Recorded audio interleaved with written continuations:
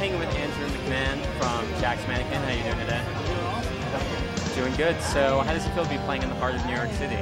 Dude, I mean, since I saw the Central Park date on the schedule, I've just been kind of like doing this right up to the moment. So I'm like, I've been running around so much, I haven't even got the chance to like walk outside and see what it looks like. So I'm hoping I get to check it before the doors open. But I'm excited. It's really cool. Very cool. So tonight you're playing with Paramore, who you've been on tour with all summer.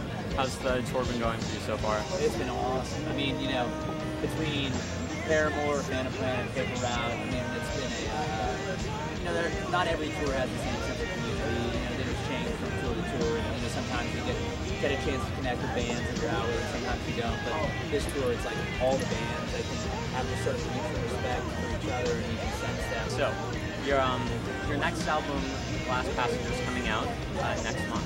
And how does it differ from your first album, or showcase your musical growth?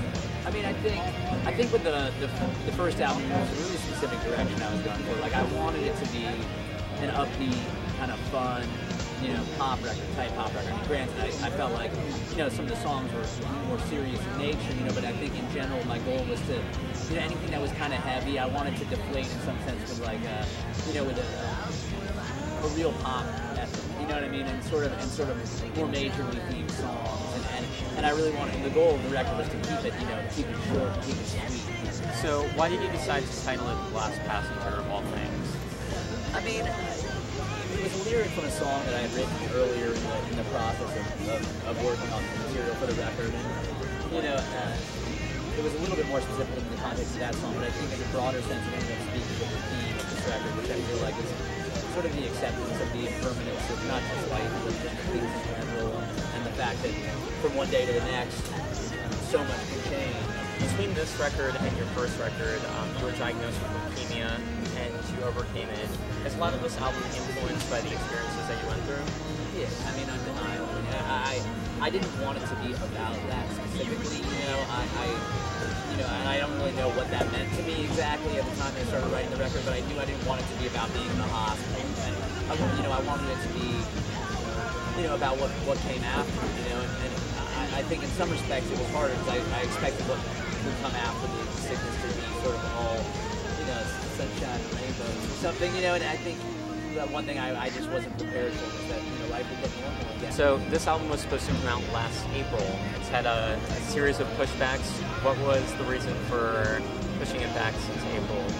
Well, I just wasn't finished writing. You know, I mean, I kept thinking I was done, but I wasn't, you know, and I figured because it had had so much attention put on it, because there was such a lapse of time already, that to rush it out before it was done. I mean, the first single off the record I ended up writing, you know, was one of the last songs I wrote. You also have a DVD coming out with the record, which kind of follows you recording it.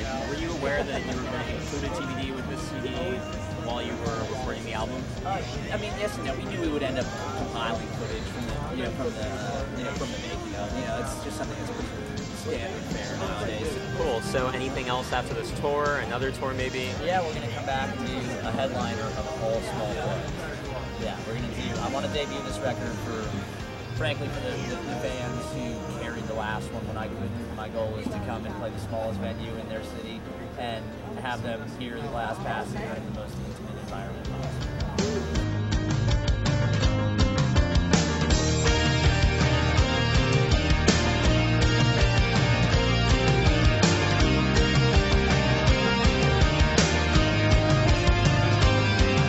How you doing? This is Andrew from Jack's Mannequin, and you're watching Kiwibox.com. I don't know what you could possibly expect under this condition, so